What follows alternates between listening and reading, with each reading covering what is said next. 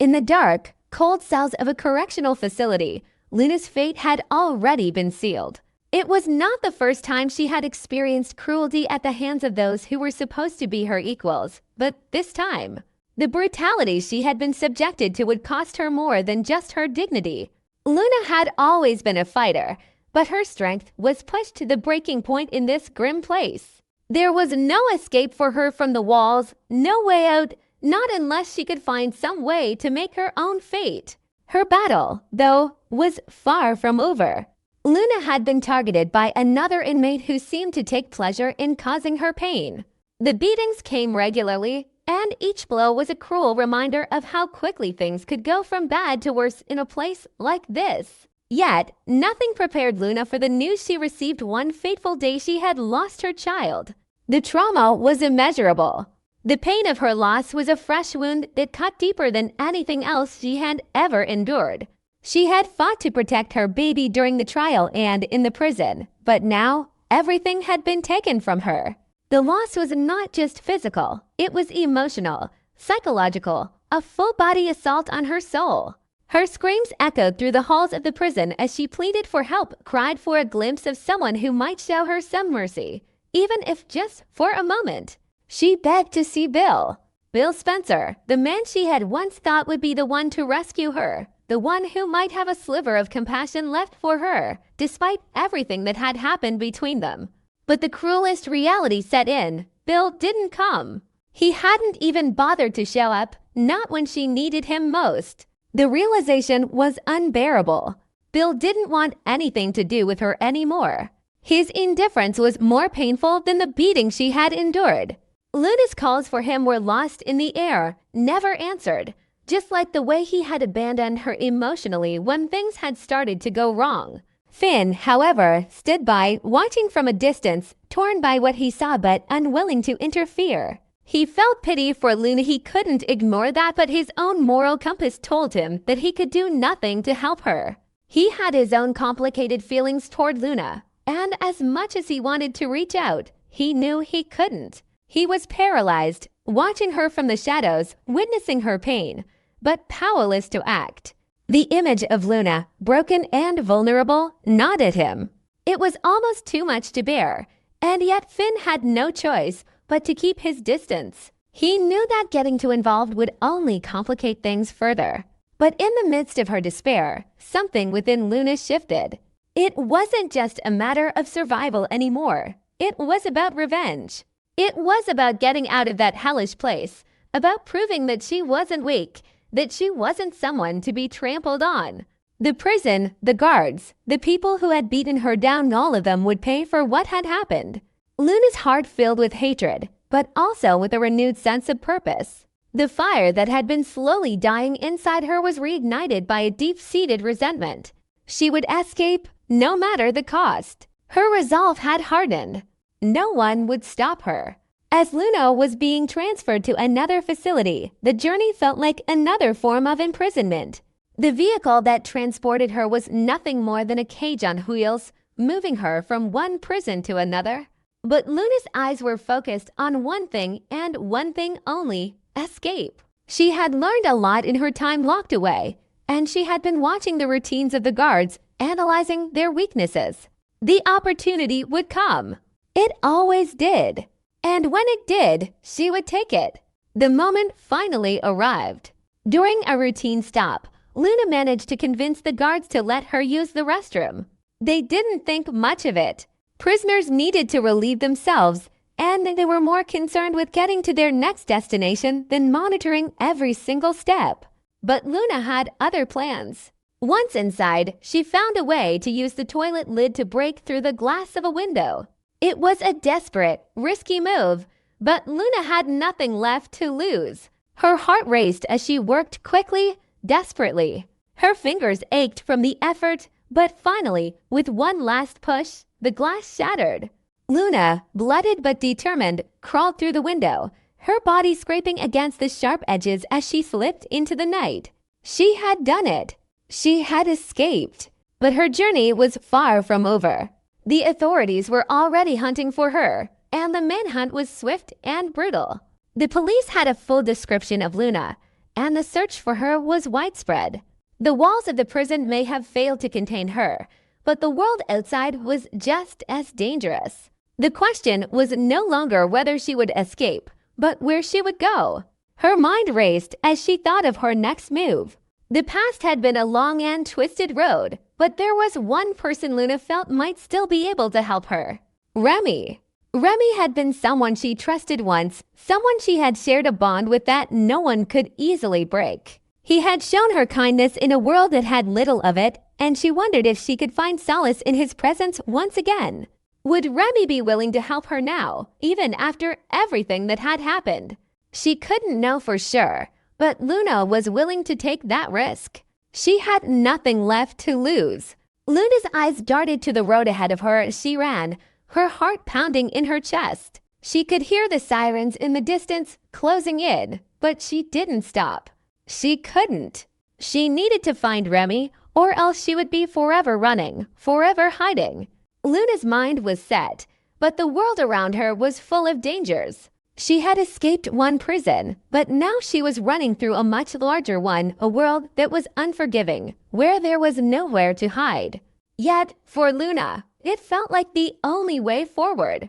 As she made her way through dark alleyways and across empty streets, she thought back to her past with Remy. He had been her escape from everything else, her momentary refuge from the chaos of her life. But now she wasn't sure if she could expect the same from him. What would he say if he saw her now? Would he recognize the woman she had become, or would he only see the monster she had been made into? It didn't matter. She had to try. The search for Remy was her only hope. The weight of everything that had happened pressed heavily on Luna's chest, but she kept moving. Her muscles burned and her feet were sore, but she couldn't afford to stop. The sirens were growing louder, but Luna didn't care. She had escaped once. She would escape again. But the real question remained. Would Luna find Remy, or would she be caught in the end? Could she reclaim a piece of the life she had lost, or was she doomed to repeat the same cycle of pain and betrayal that had followed her for so long?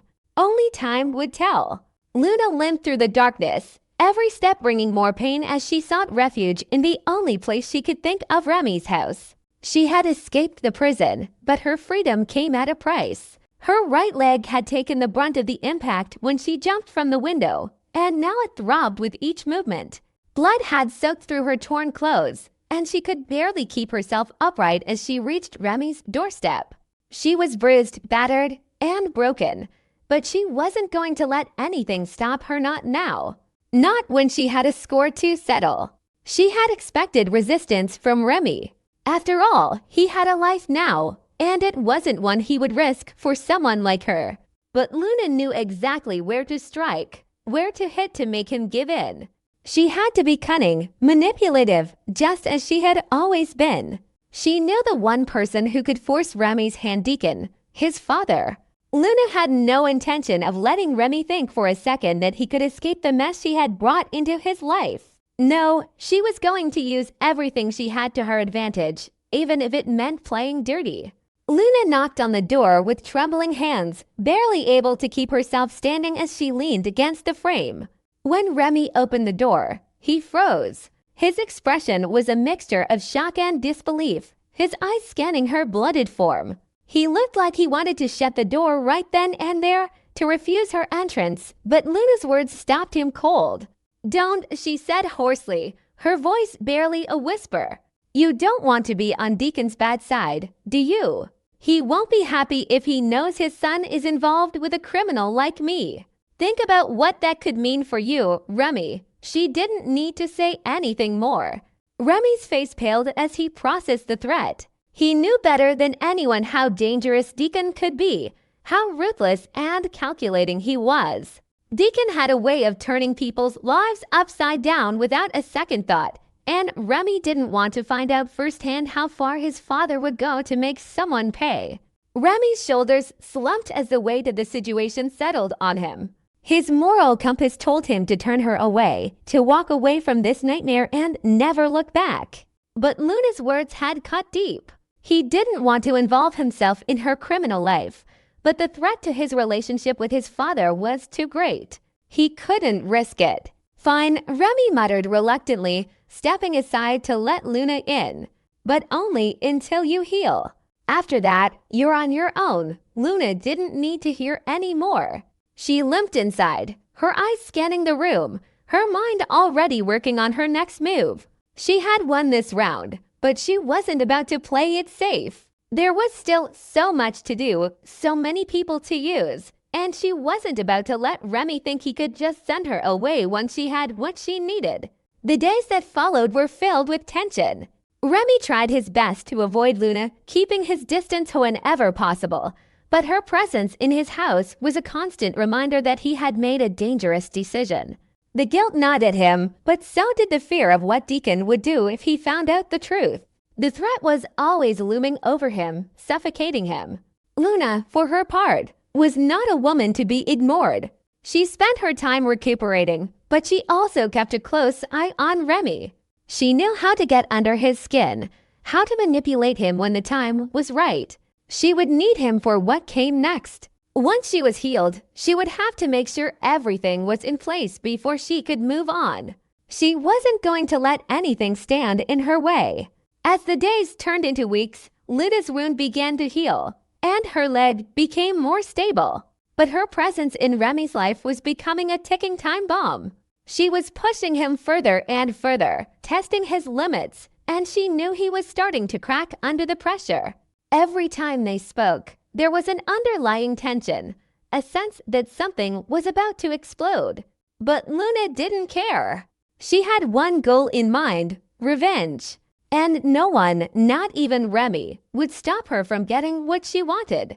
Then one evening, everything changed. Deke, Remy's son, had been spending more time at the house lately, unaware of Luna's presence or the chaos she had brought with her. But that night, when Deke arrived at the house unexpectedly, everything fell apart. He had no idea what he was walking into when he entered the living room, but the sight of Luna sitting there, her eyes filled with cold calculation, made his blood run cold.